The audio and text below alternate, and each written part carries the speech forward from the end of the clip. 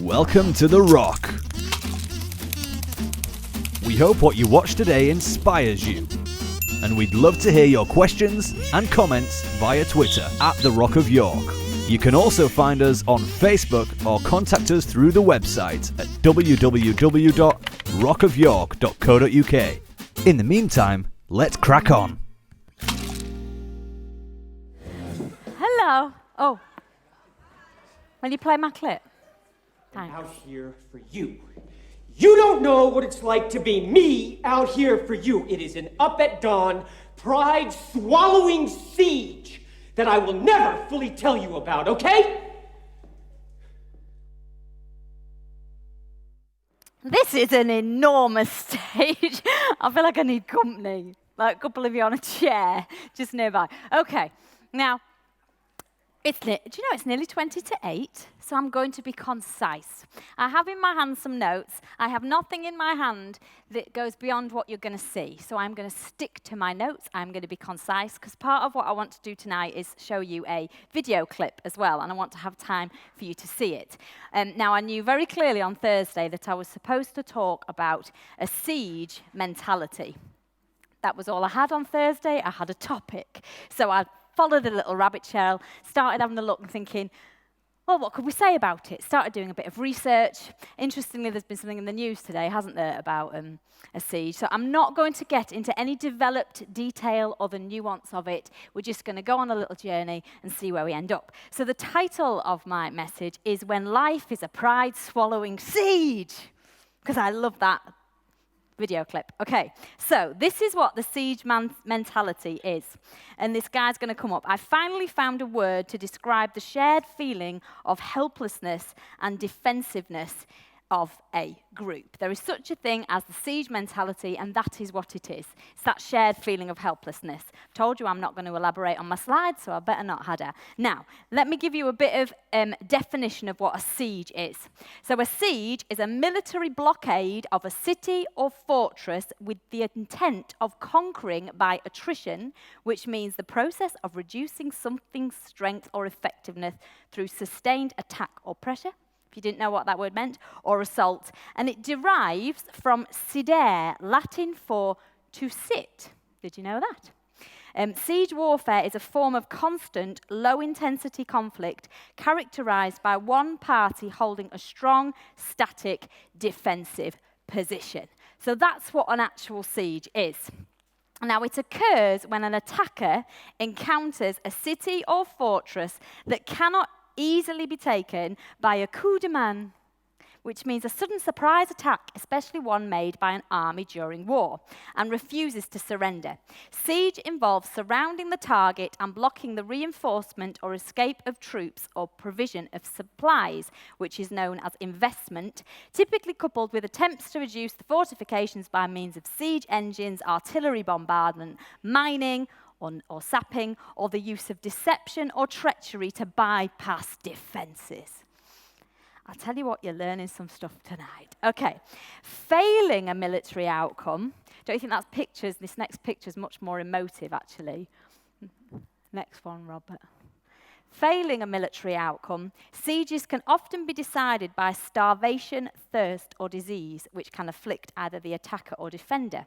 This form of siege, though, can take many months or even years, depending upon the size of the stores of food the fortified position holds.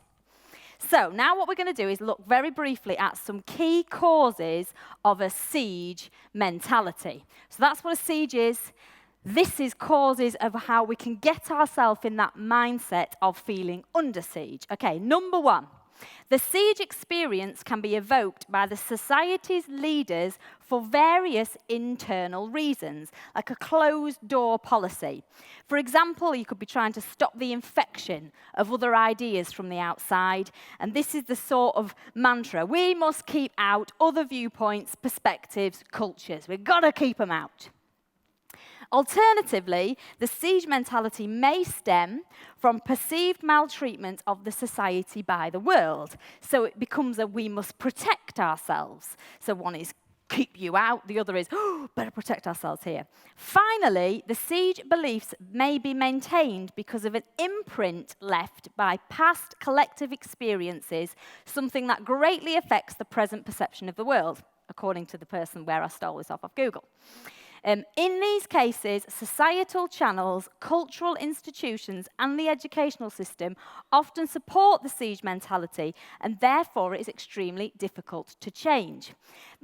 Siege beliefs become master symbols and chosen traumas for society. Now, this is an example to illustrate the point. So it can become that for the Holocaust doesn't come to just represent one grim event, but become a metaphor for that whole society. As an example, it can become who we are. Now, it's a way of keeping ourselves within walls and then perpetuating them. So let's think of some other examples that I thought of after this. For example, who has decided that men, women have to be a certain size, weight, shape to be acceptable in Western society? Who decided that? At some point, the media, Hollywood, whoever decided this is what beauty is, this is what must be upheld. Now we're all going to live within that wall, and if you're outside of that wall, well, you're somehow not okay. Other one might be almost that I actually thought today of that one where the British stiff upper lip. Who decided that that's who the Brits were going to be? Where did that come from? When did we get that wall built round us? It can become actually part of our identity that we pass on to our children. What are the accepted norms? And you can find yourself living within walls that you didn't even know were there because they've just been handed down to us. Okay, are you all right so far? We're going to look at now. I told you I was going to be concise. Am I being concise enough?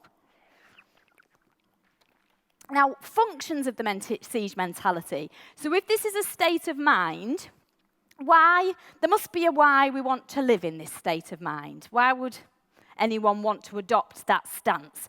Because it actually fulfills some very important functions, okay? If you live in a place where you've got your walls up around your life, for whichever one of those reasons, if you live within walls, this is often why you want to keep your walls. Number one, they permit society members or individuals to define the world in relatively simple and manageable terms.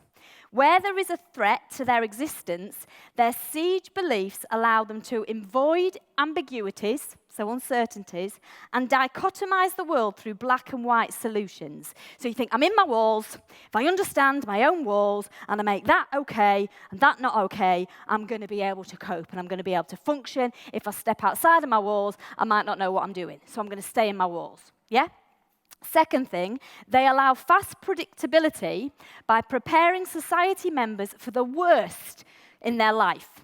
Individuals have a need to live in a world in which future can to some extent be predicted. We want to know what's coming. And unpredictable events may cause negative psychological reactions, especially if the events are harmful.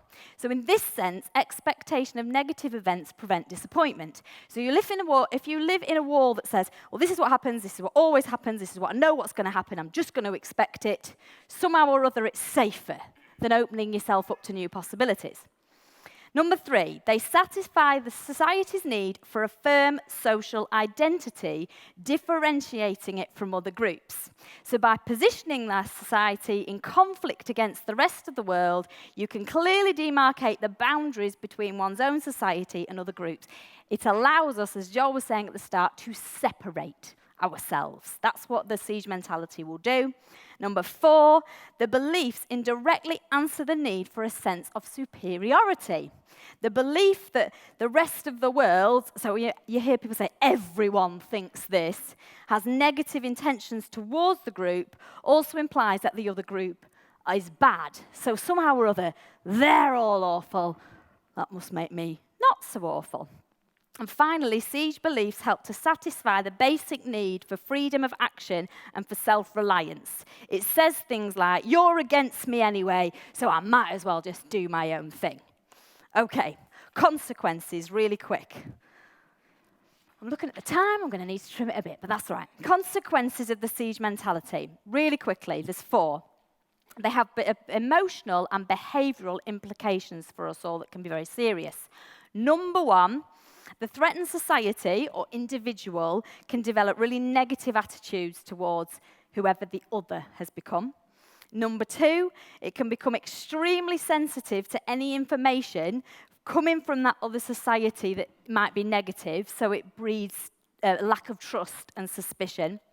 Number 3, in a nutshell, is it develops those coping mechanisms, and what it will try to do is get others to conform, unite, mobilize in an attempt to almost somehow gather round an agreement. And finally, a society may take a course of action without consideration of behavioural codes. It can get you into very extreme behaviours.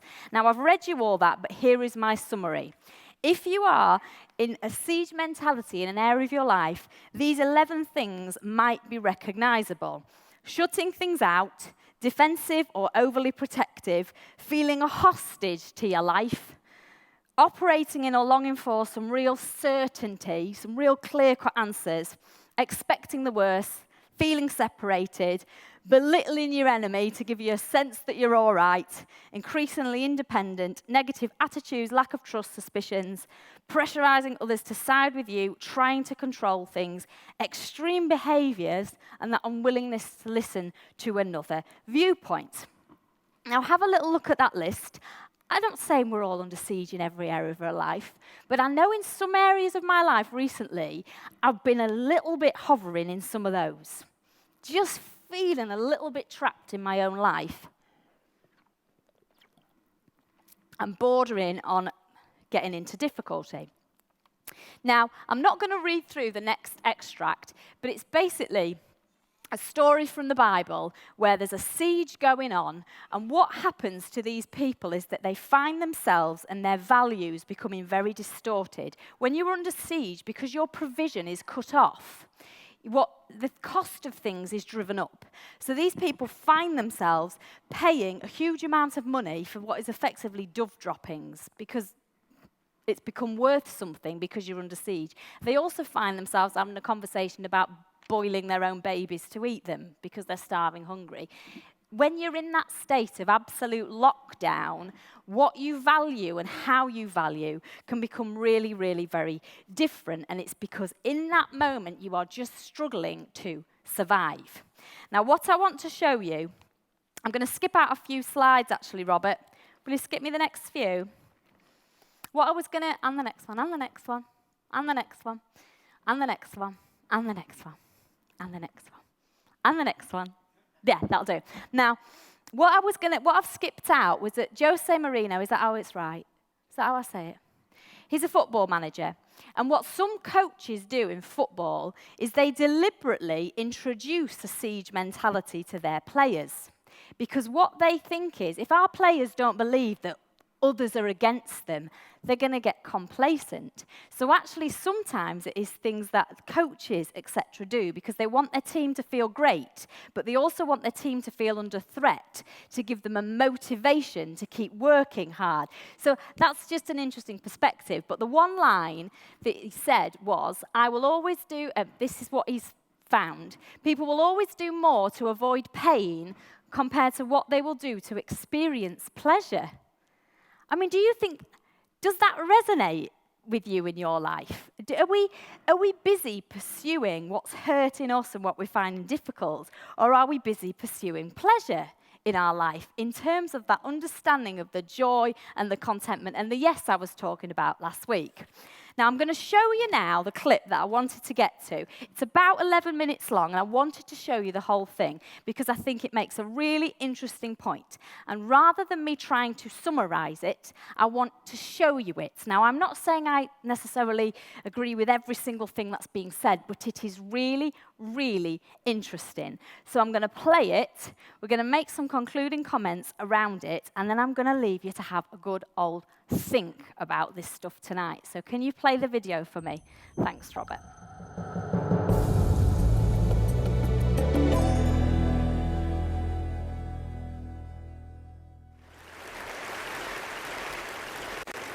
So, I'd like you to imagine for a moment that you're a soldier in the heat of battle.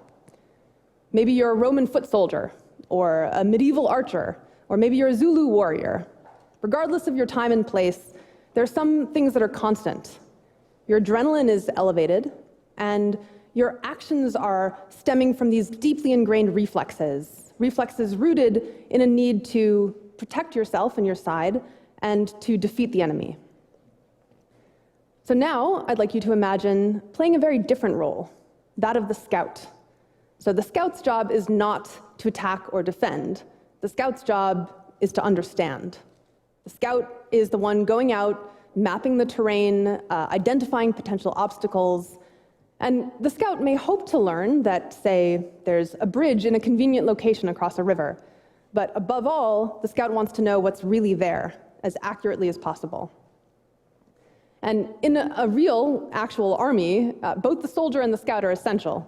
But you can also think of each of these roles as a mindset, a metaphor for how all of us process information and ideas in our daily lives.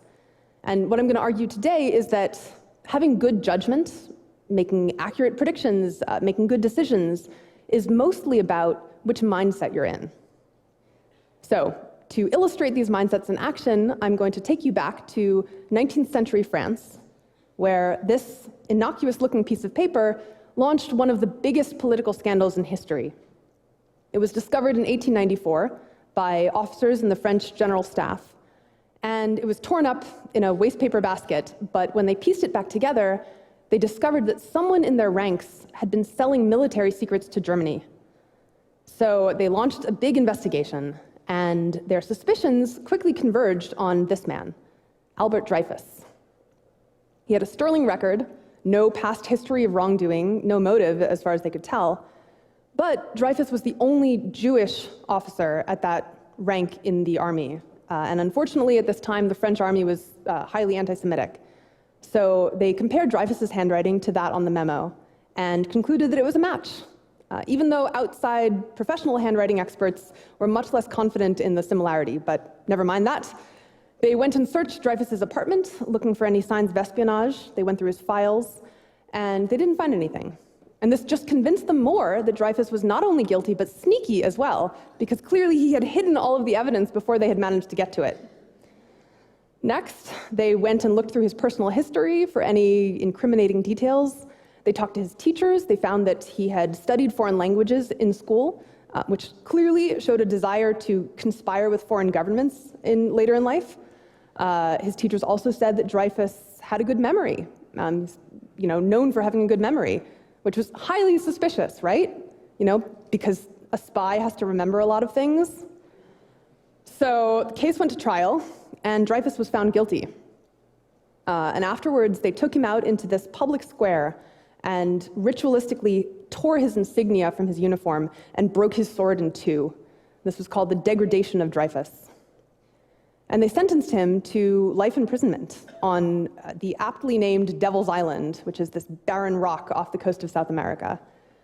So there he went, and there he spent his days alone, writing letters and letters to the French government, begging them to reopen his case so they could discover his innocence. But for the most part, France considered the matter closed. So one thing that's really interesting to me about the Dreyfus affair is this question of why the officers were so convinced that Dreyfus was guilty. I mean, you might even assume that they were setting him up, that they were intentionally framing him, but historians don't think that's what happened. As far as we can tell, the officers genuinely believed that the case against Dreyfus was strong, which, makes you wonder, what does it say about the human mind that we can find such paltry evidence to be compelling enough to convict a man? Well, this is a case of what scientists call motivated reasoning.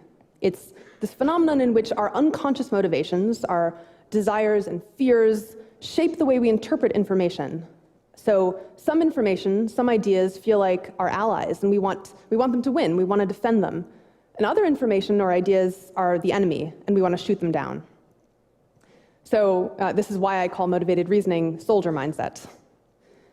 And probably most of you have never persecuted a French Jewish officer for high treason, I assume, but maybe you've followed sports or politics.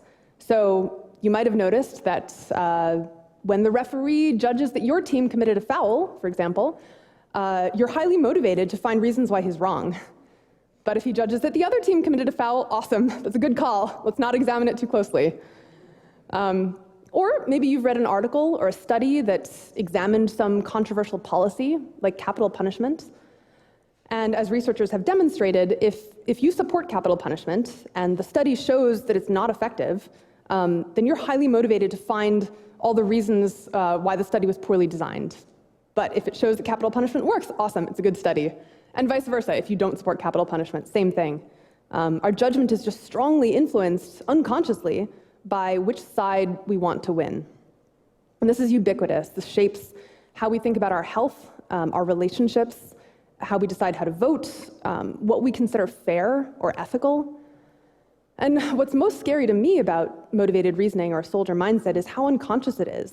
You know, we can think we're being objective and fair-minded and still wind up ruining the life of an innocent man. However, fortunately for Dreyfus, his story is not over. This is Colonel Picquart. He's another high-ranking officer in the French army, and like most people, he assumed Dreyfus was guilty. Also, like most people in the army, he was at least casually anti-Semitic. But at a certain point, Picquart began to suspect, what if we're all wrong about Dreyfus? And what happened was that he had discovered evidence that the spying for Germany had continued even after Dreyfus was in prison. And he had also discovered that another officer in the army had handwriting that perfectly matched the memo, much closer than Dreyfus's handwriting.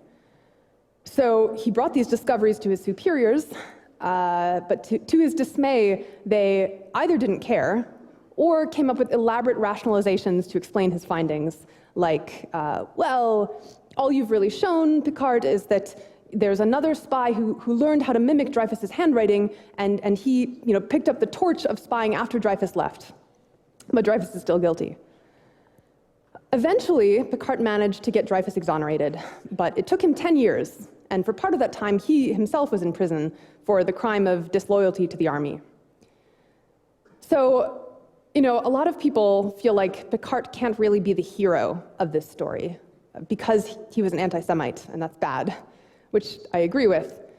But personally, for me, the fact that Picquart was anti-Semitic actually makes his actions more admirable, because he had the same prejudices, the same reasons to be biased as his fellow officers, but his motivation to find the truth and uphold it just trumped all of that.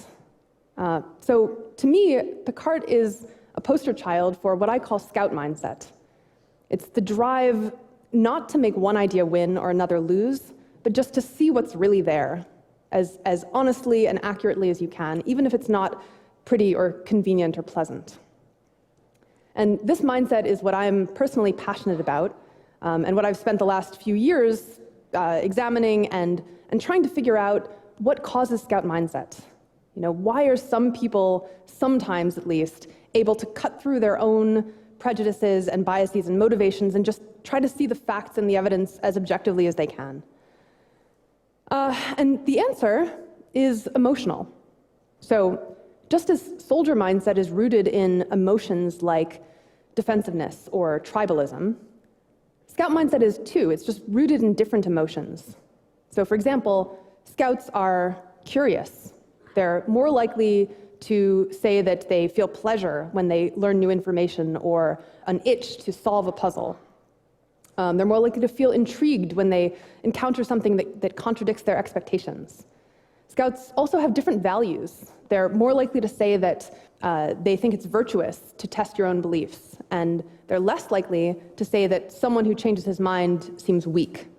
And above all, scouts are grounded, which means that their self-worth as a person isn't tied to how right or wrong they are about any particular topic.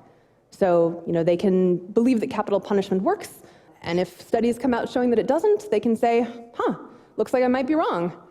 Doesn't mean I'm bad or stupid, So these traits, this cluster of traits, is what researchers have found, and I've also found anecdotally, predicts good judgment. And the key takeaway I want to leave you with about those traits is that they're primarily not about how smart you are or about how much you know. In fact, they don't correlate very much with IQ at all. They're about how you feel. So there's a quote that I keep coming back to by Saint-Exupéry. He's the author of The Little Prince. And he said, if you want to build a ship, Don't drum up your men to collect wood and give orders and distribute the work. Instead, teach them to yearn for the vast and endless sea. In other words, I claim, if we want to really improve our judgment as individuals and as societies, what we need most is not more instruction in logic or rhetoric or probability or economics, even though those things are quite valuable. But what we most need to use those principles well is scout mindset. We need to change the way we feel. We need to learn how to feel proud instead of ashamed when we notice we might have been wrong about something. We need to learn how to feel intrigued instead of defensive when we encounter some information that contradicts our beliefs. So the question I want to leave you with is, what do you most yearn for? Do you yearn to defend your own beliefs? Or do you yearn to see the world as clearly as you possibly can? Thank you.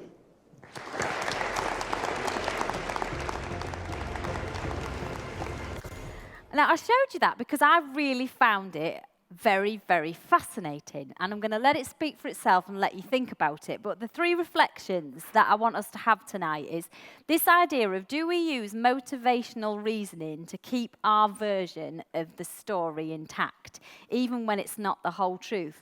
Do we set ourselves up behind our walls, and then that is the only version of a story we can see? And I think we are all probably doing that more than we perhaps realize. And are we open to take a view that seeks to understand, not defend what we want to be true? Will we begin to tear down some walls? Because for as long as we live behind our walls, those walls will be things that we have to defend. They'll be what we use to categorize. They'll be what we use to include or exclude. Will we tear down some walls?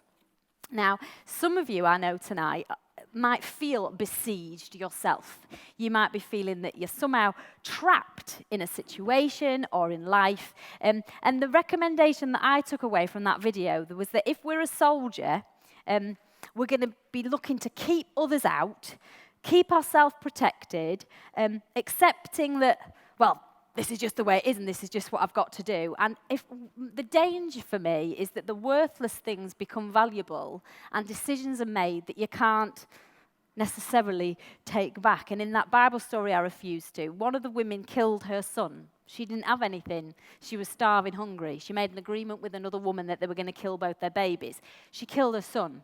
And to me, that was symbolic of sometimes when we're in these places, we can affect our future because we've lived behind those walls. And so we're going to have to be willing to understand and come to some genuine understanding where we become as open as we can to perhaps the possibility that what we have believed to be absolutely right, that there's more to the story than that. Now, that can involve some really quite interesting conversations. So I'm just going to play you this short clip as well, because I also love this one. I have a question for you, Ron. Are we really friends? Why not? I mean, because friends can tell each other anything if we have our friends hats on, right? Yeah, I think so. All right. I'll tell you why you don't have your $10 million yet. 'Cause right now, you are a paycheck player. You play with your head, not your heart. In your personal life, heart. But when you get on the field, it's all about what you didn't get, who's to blame, who underthrew the pass, who's got the contract you don't, who's not giving you your love. And you know what? That is not what inspires people. That is not what inspires people. Just shut up. Play the game. Play it from your heart. And you know what? I will show you the Quan. And that's the truth, man. That's the truth. Can you handle it? It's just a question between friends. You know? Oh, and when they call you shrimp, I'm the one who defends you. I want to be friends no more. Fine. And quit using that word, Quan. That's my word. I'll see you in L.A. No heart. No heart? I'm all heart. Okay, now, I love what Joel said at the start about let's reason together, because what happens is when we start to tear down some walls, we very quickly get to the point where we start to reason it out with someone where you think, I don't want to be friends anymore. You're telling me things that I don't like the sound of. We've got to be willing to have the conversation. And I just wanted to read something to close that we have heard a number of times, but I really wanted to read it to you again. And that is about the difference between a pioneer and a settler. Now, a settler has walls. A settler builds walls, and they make sure that those walls stay well and truly intact. A pioneer is about saying, I'm not going to settle behind any walls. I'm just going to go and travel and see where I need to be on this great pilgrimage that we've set off on. So I'm going to read it to you again. If you've heard it before, let it add another layer of understanding, and if it's new, then I hope you enjoy it. There are two visions of life, two kinds of people. The first see life as a possession to be carefully guarded. They are called settlers. The second see life as a wild, fantastic, explosive gift. They are called pioneers. These two types give rise to two kinds of theology, settler theology and pioneer theology. According to this book, the first kind, settler theology, is an attempt to answer all the questions, your black and white, define and housebreak some sort of supreme being, establish the status quo on golden tablets, sounds like walls to me. Pioneer theology is an attempt to talk about what it means to receive the strange gift of life. The Wild West is the setting for both theologies. In settler theology, the church is the courthouse. It is the center of town life. The old stone structure dominates the town square. Its walls are small, and this makes things dark inside. Within the courthouse walls, records are kept, taxes collected, trials held for bad guys. The courthouse is the settler's symbol of law, order, stability, and most important, security. The mayor's office is on the top floor. His eagle eye ferrets out the smallest details of town life. In pioneer theology, the church is the covered wagon. It's a house on wheels, always on the move. The covered wagon is where the pioneers eat, sleep, fight, love, and die. It bears the marks of life and movement. It creaks, is scarred with arrows, bandaged with baling wire. The covered wagon is always where the action is. It moves towards the future and doesn't bother to glorify its own ruts. The old wagon isn't comfortable, but the pioneers don't mind. They are more into adventure than comfort. In settler theology, God is the mayor. He is a sight to behold. Dressed like a dude from back east, he lounges in an overstuffed chair in his courthouse office. He keeps the blinds drawn. No one sees him or knows him directly, but since there is order in the town, who can deny that he is there?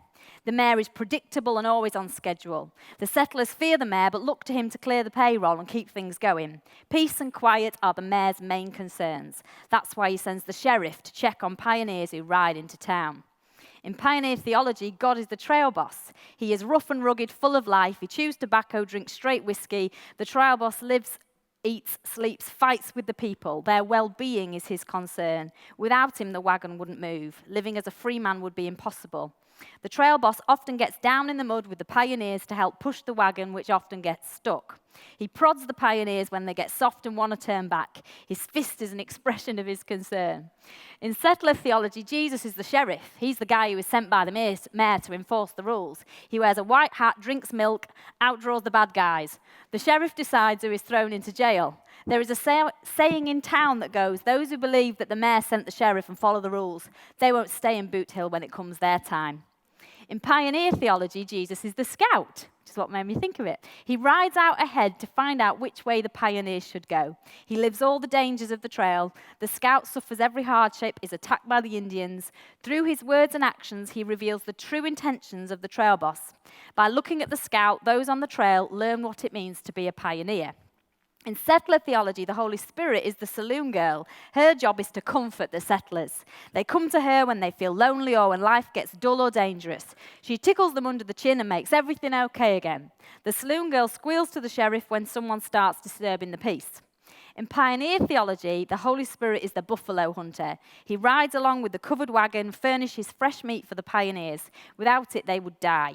The buffalo hunter is a strange character, sort of a wild man. The pioneers never can tell what he'll do next. He scares the hell out of the settlers. He has a big black gun that goes off like a cannon. He rides into town on Sunday to shake up the settlers. you see every Sunday morning the settlers have a nice little ice cream party in the courthouse. With his gun in hand and Buffalo Hunter sneaks up to one of the courthouse windows. He fires a tremendous blast that rattles the whole courthouse. Men jump out of their skin, women scream, dogs bark. Chuckling to himself, the Buffalo Hunter rides back to the wagon train, shooting up the town as he goes. In settler theology, the Christian is the settler. He fears the open, unknown frontier. His concern is to stay in good terms with the mayor and keep out of the sheriff's way. Safety first is his motto. To him, the courthouse is a symbol of peace, security, order, and happiness. He keeps his money in the bank. The banker is his best friend. The settler never misses an ice cream party. In pioneer theology, the Christian is the pioneer. He is a man of daring, hungry for new life. He rides hard and knows how to use a gun when necessary. The pioneer feels sorry for the settlers and tries to tell them of the joy and fulfillment of life on the trail. He dies with his boots on. Love that line. In settler theology, the clergyman is the banker. Within his vault are locked the values of the town. He is a highly respected man. He has a gun but keeps it hidden in his desk. He feels that he and the sheriff have a lot in common. After all, they both protect the bank. In pioneer theology, the clergyman is the cook. He doesn't furnish the meat, he just dishes up what the Buffalo Hunter provides. This is how he supports the movement of the wagon. He never confuses his job with that of the trail boss, scout, or Buffalo Hunter. He sees himself as just another pioneer who has learnt to cook. The cook's job is to help the pioneers pioneer. In settler theology, faith is trusting in the safety of the town, obeying the laws, keeping your nose clean, believing the mayor is in the courthouse. In pioneer theology, faith is the spirit of adventure, the readiness to move out, to risk everything on the trail. Faith is obedience to the restless voice of the trail boss.